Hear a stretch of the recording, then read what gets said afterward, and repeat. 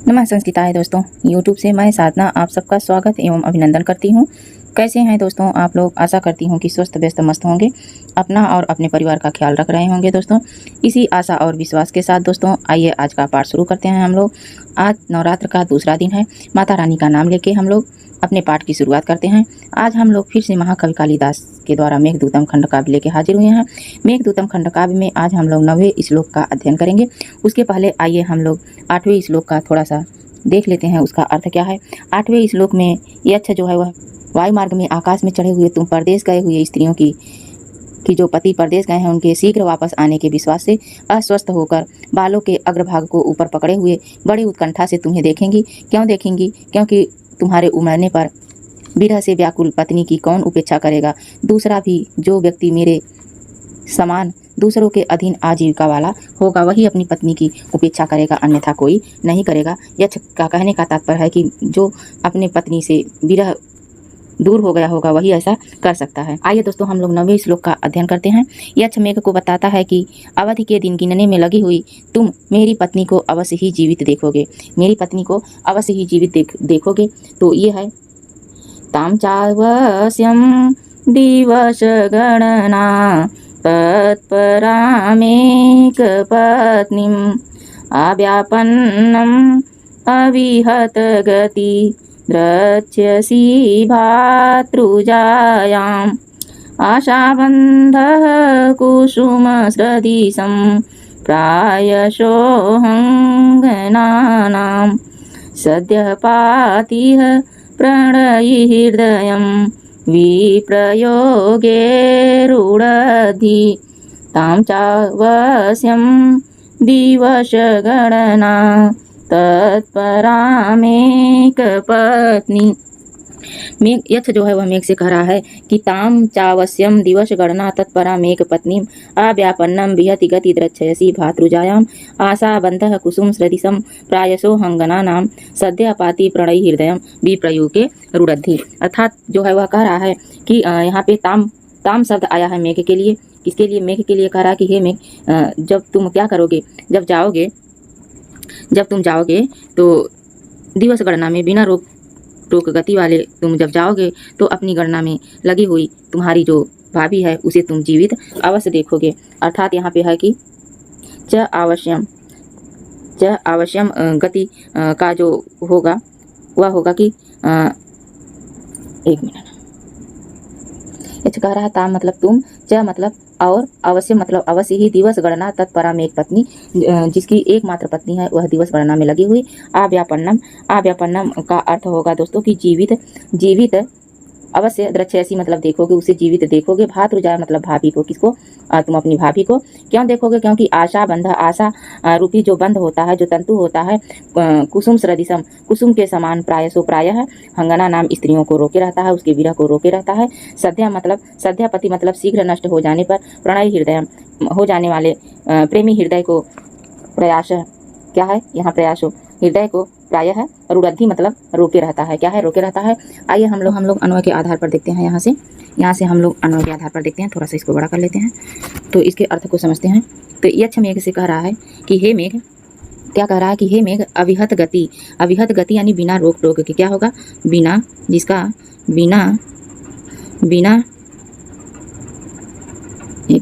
बिना रोक टोक का जो है दिवस गणना यानी दिनों को गिनने में। दिवस गणना अर्थात जो बिना अविहत गति, बिना रोक टोक के गति वाला हो। दिवस गणना में यानी दिनों की गणना, जो साप का शेष दिन बचा है, क्या शेष दिन बचा है उसकी गणना में जो लगी हुई यानी गिनने में जो लगी हुई, तत्परा यानी तत्पर लगी हुई, तत्पर का मतलब लगी हुई एक पत्नी यानी जिसकी मात्र एक पत्नी हो। ताम मतलब तुम्हारी, भातृजाय मतलब भाभी। क्या? तुम्हारी भाभी। च मतलब और, अव्यापन्नम मतलब होगा दोस्तों, अव्यापन्नम का अर्थ होगा कि जीवित। क्या? जीवित।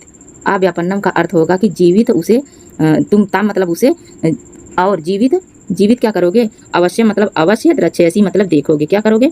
देखोगे ही मतलब क्योंकि आशा बंध, आशा रूपी जो बंधन होता है, आशा रूपी जो तंतु होता है, अंगना नाम स्त्रियों के कुसुम सदृशम यानी पुष्प के समान, पुष्प के समान विप्रयोगे, विरह को, जो विप्रयोगे का अर्थ होगा कि विरह को क्या करेगा कि उनके विप्रयोगे यानी वियोग में क्या होता है, सप्तमी विभक्ति है इसमें।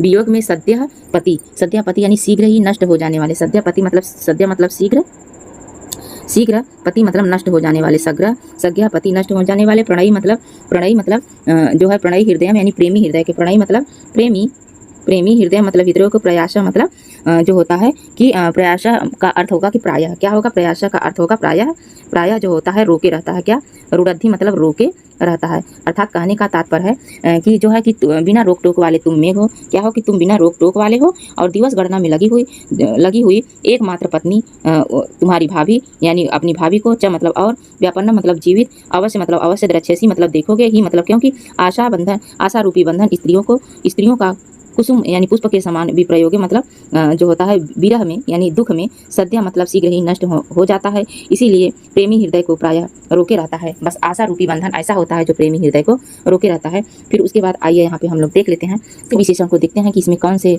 शब्द विशेष हैं, कौन से विशेषण। तो एक पत्नी भातृजायाम, यह विशेषण 1 नंबर का है। एक पत्नी भातृजायाम यह किसका विशेषण है, तो यह जो है दिवस गणना तत्पराम का, किसका, दिवस गणना तत्पराम यानी 1 नंबर का, ये भी 1 नंबर का है, ये भी 1 नंबर और 1 नंबर। और आव्यापन नाम, क्या, आव्यापन नाम, ये सब जो है किसके विशेषण है, दिवस गणना तत्पराम, एक पत्नी भातृजायाम, आव्यापन नाम।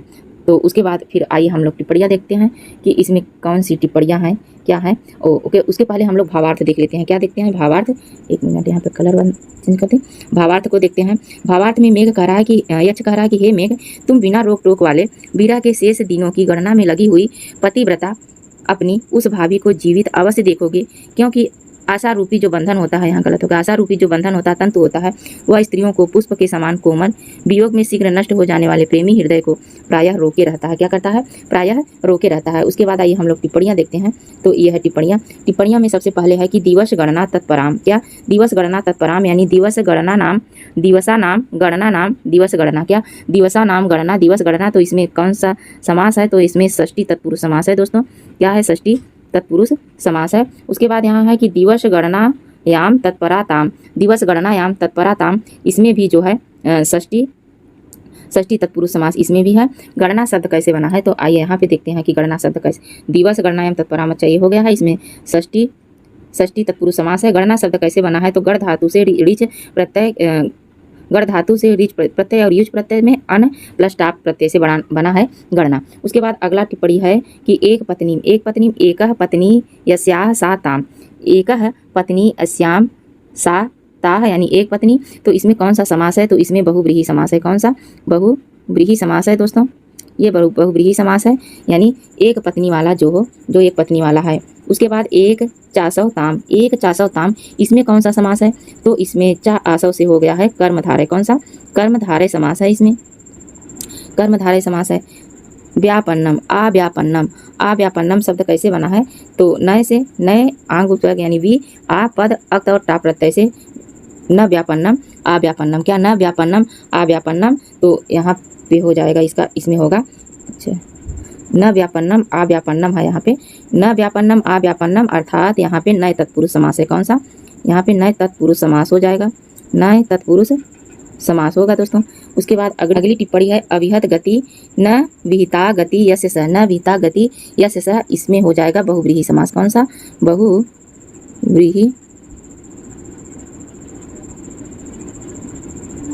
बहुव्रीहि समास हो जाएगा। विहत शब्द कैसे बना है, तो वी हन धातु से अक प्रत्यय से बना। गति शब्द कैसे बना है, गम धातु से कितन प्रत्यय से बना है। द्रच्छेसी कैसे बना है दोस्तों, तो ये बना है दृश्य धातु से, किससे, दृश्य धातु और प्लस यहाँ पे है दृश्य धातु लीट लकार, क्या, लीट लकार का मध्यम पुरुष एक वचन का रूप है। भातृजायाम शब्द कैसे बना है, तो भ्रातु जाया ताम, इसमें कौन सा समास है, तो इसमें षष्ठी तत्पुरुष समास है। कौन सा, षष्ठी तत्पुरुष समास है दोस्तों। आशायाह बंध, क्या है कि आशा एव बंध यानी कर्मधारय एव होगा यहाँ, आशा एव बंध कर्मधारय समास होगा। कौन सा, कर्मधारय समास हो जाएगा दोस्तों। उसके बाद यहाँ पे है, अगला है आशा एव बंध, अच्छा यहाँ पे कर्मधारय है। कौन सा, यहाँ पे कर्मधारय है, यहाँ पे कर्मधारय समास यहाँ पे है, लेकिन जो आशा याह बंधा है, यहाँ पे आशा याह बंधा, तो यहाँ पे कर्मधारय नहीं होगा, यहाँ पे कर्मधारय नहीं होगा। यहाँ पे कौन सा समास होगा? तो आशा याह बंधा का जो समास होगा आशा याह बंधा, तो आशा याह बंधा में जो होगा षष्ठी तत्पुरुष होगा। कौन सा षष्ठी तत्पुरुष समास होगा दोस्तों? यहाँ पे जो होगा वो षष्ठी तत्पुरुष हो जाएगा। कौन? षष्ठी तत्पुरुष हो जाएगा यहाँ पे। और यहाँ पे इसमें हो जाएगा कर्मधारय समास। कुसुम सदृशम, कुसुम सदृशम, कुसुमेन सदृशम, कुसुम सदृशम, कुसुमेन सदृशम, यह कैसे बना है? तो कुसुमेन इसमें क्या कौन सा समास है? तो इसमें तृतीया तत्पुरुष समास है, तृतीया तत्पुरुष समास है दोस्तों। उसके बाद सद्यापति, सद्यापति, सद्यापतिम शीलस्यम, शीलमस्यम, यह कैसे बना है? सद्यापति, तो सद्यापतिम शीलम अस्य, तो इसमें कौन सा समास है? तो इसमें है उपपद समास। कौन सा? उपपद तत्पुरुष समास है। कौन सा? उपपद तत्पुरुष समास है। उसके बाद यहाँ पे बना है प्रणयी, प्रणयी कैसे बना है? तो यह बना है प्रणय, प्रणय धातु से ऋणी प्रत्यय से। कौन सा? प्रणय धातु और ऋणी प्रत्यय से बना है दोस्तों। उसके बाद प्रायशः, क्या बना है? अगला है प्रायशः, तो प्रायशः शब्द कैसे बना है? यह बना है प्राय धातु से। किससे? प्राय धातु प्लस सस प्रत्यय से। किससे? सस प्रत्यय से बना है। उसके बाद आइए देखते हैं अगली टिप्पणी क्या है। तो अगली टिप्पणी हम लोगों की है अंगना नाम। क्या? अंगना, अंगना का अर्थ होता है स्त्री। क्या होता है? स्त्री के लिए अंगना कहा गया है। तो अंगना बना कैसे है? तो ये बना है अंग धातु से नंग प्रत्यय लगा के प्लस इसमें टाप प्रत्यय लगा दिया है। कौन सा? टाप प्रत्यय लगा दिया है। बी प्रयोगे कैसे बना है? तो बी प्रयोगे बना है वी उपसर्ग से। किससे? बी उपसर्ग प्र उपसर्ग प्लस युज धातु से। किससे? युज धातु लगा के बना है बी प्रयोगे। रुड़द्धि शब्द कैसे बना है? तो रुड़द्धि बना है रुद्ध धातु से। किससे? रुद्ध धातु प्लस यह है लट लकार का प्रथम पुरुष का एक वचन का रूप है दोस्तों। और इसमें अलंकार क्या है? तो इस शब्द में जो है इसमें अलंकार रूपक अलंकार है, और जो है अर्थांतर न्यास भी अलंकार है। अर्थांतर न्यास अलंकार कहाँ है? तो इसमें आइए बताती हूँ कि ये जो, एक मिनट, सद्यापाति प्रणय, ये तीसरी लाइन सुक्ति है। क्या है? सुक्ति है। तो इसमें अर्थांतर न्यास अलंकार है और जो है रूपक अलंकार भी है इसमें। तो ये था आज का हमारा पाठ दोस्तों। उसके बाद हम लोग अगले वीडियो में नए पाठ को लेकर हाजिर होंगे। आज बस यहीं तक। नमः संस्कृत।